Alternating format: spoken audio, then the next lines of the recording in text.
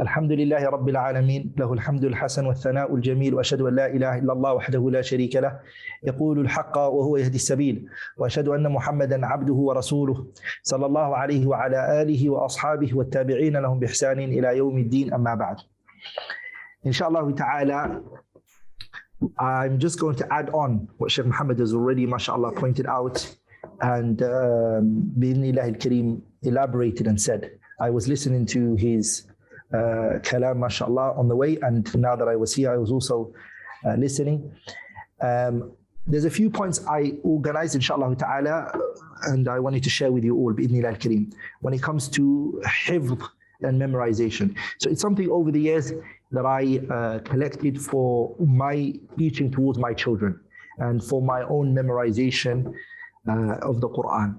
So it's 8 points, inshallah ta'ala, when it comes to points in order to memorize the Qur'an. And there are 2 things that people are looking for when it comes to Qur'an for themselves and for their children. It's sur'atul hifz wa itqanul Qur'an. You need to memorize it quickly, and also to make that the Qur'an that you've already memorized, to basically keep it and make sure that it's mutqin, and it's perfection. The first point, the first advice I would give is the Qur'an that you're memorizing should be from a mushaf wahid. So the scholars, they call it mushaf muwahhadun fi tab'ihi. Yani the taba'a you're using, the copy that the child's going to use from the mushaf, it should be the one that he started with and the one he finishes with. My children have never changed their mushaf. I made sure that they don't. Their mushaf rips, we work on it, we cover it properly, but that's going to be their mushaf through the entire process of their memorization. Why? Because it helps in rusukh al-hifz. And there's some athar and some kalam. Ibn al-Jawzi mentions some of it in his kitab Sayyid al-Khatir. The second one is the memorization has to be on the hand of ala shaykhin mutqinin, a teacher who's alert, who knows the Qur'an, who's going to not only just correct the child's memorization, but he's also going to correct the child's pronunciation and articulation of words. So that's the second, okay? Because the teacher can hear things. He can see mistakes that the child is making. And the more that the teacher's qualified and more he knows, the more he catches on those mistakes. The third one is لِيَكُنْ حِفْظُكَ يَوْمِيًا. You have to make sure that the memorization of the Qur'an is daily. So it doesn't have to be like a page a day. Whatever you're memorizing, but you should make it in-daily. The reason why that is because Ibn al-Jawzi rahimahullah, he says al-inqita' يُضَعِّفُ الْحِفْظَ وَيُضَعِّفُ الْهِمَّةِ.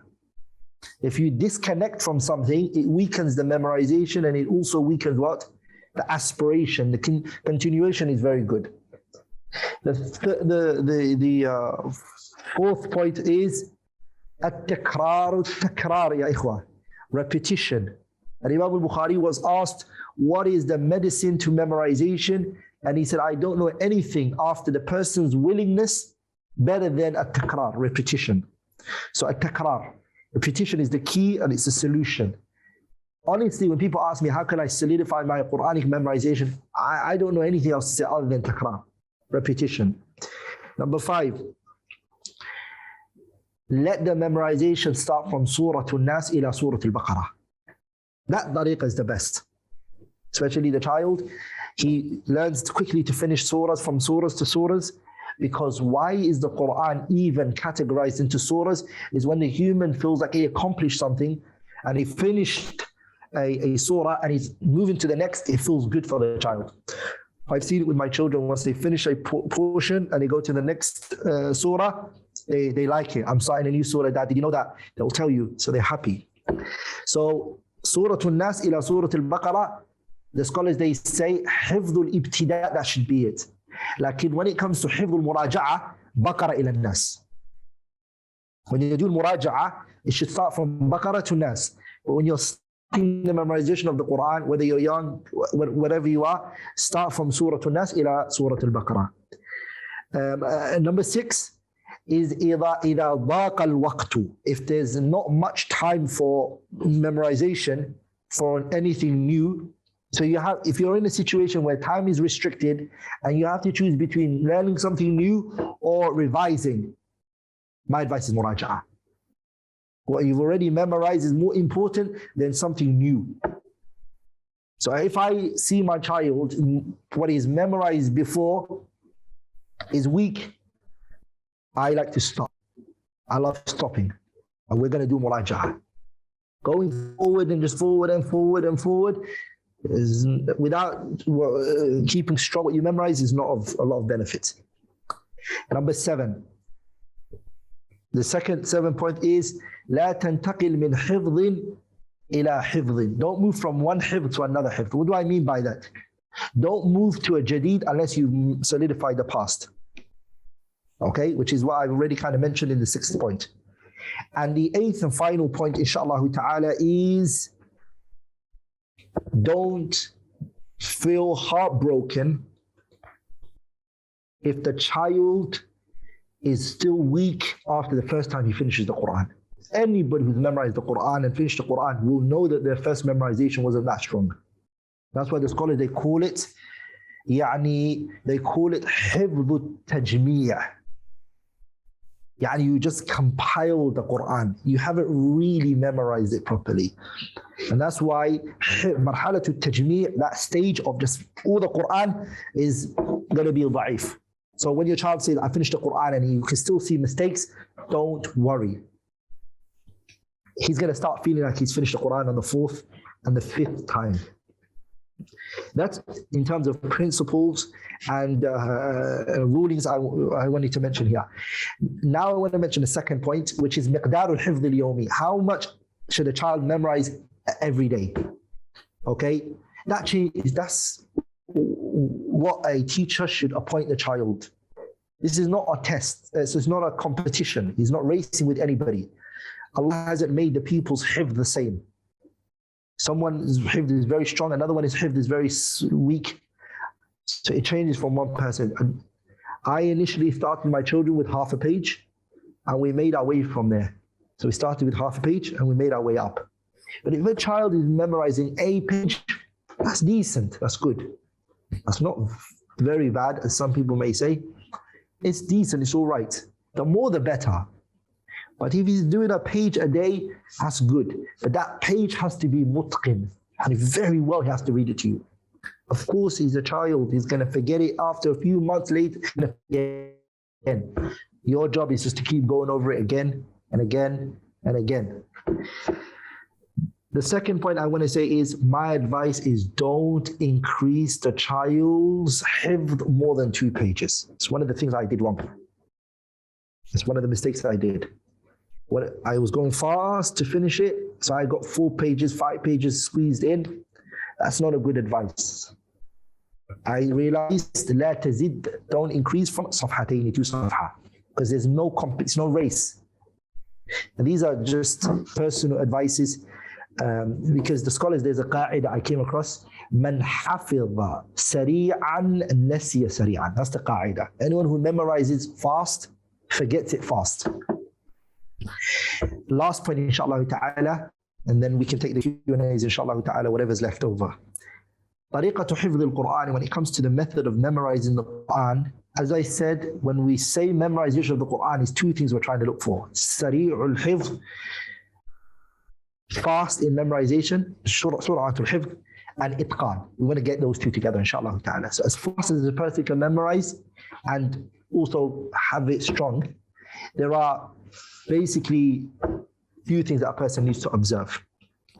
The first thing we have to keep in mind is that the Quran is divided into 2 when it comes to memorization. Ayat which are known as ayat mutashabiha. Ayat that are look-alike. Those are tricky. And ayat which are not mutashabih. They don't resemble one another. A person who memorizes the Quran, what tricks him a lot and catches him off guard is the ayat which are mutashabiha. I think that could be another discussion in another time, how to do it. There's a lot of people who've now started to buy books that have all of those ayat mutashabih and they try to memorize it from it. I'm anti that. I'm not for that. I like the ayat mutashabih to be learned from the Quran yourself. You start picking up those ayat mutashabih.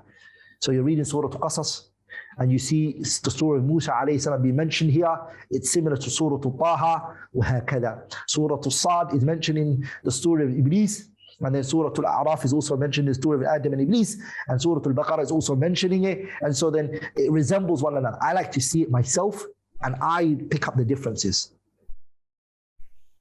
I think that's but like in one time being given the entire ayat, mutashabiha ayat that look alike, and you're told to memorize it as a list, it doesn't last long.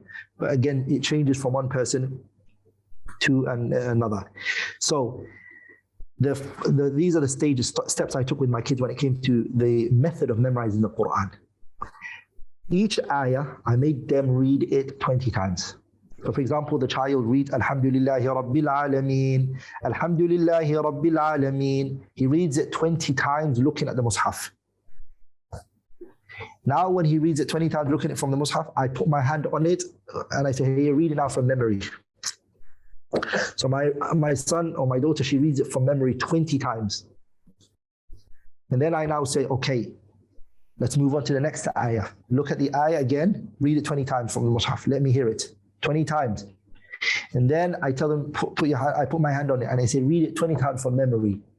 If it happens within those 20 times, if they do one time mistake, we have to read it again from looking 20 times. I need 20 pure, no mistakes. If they do one time mistake, we go back again from looking.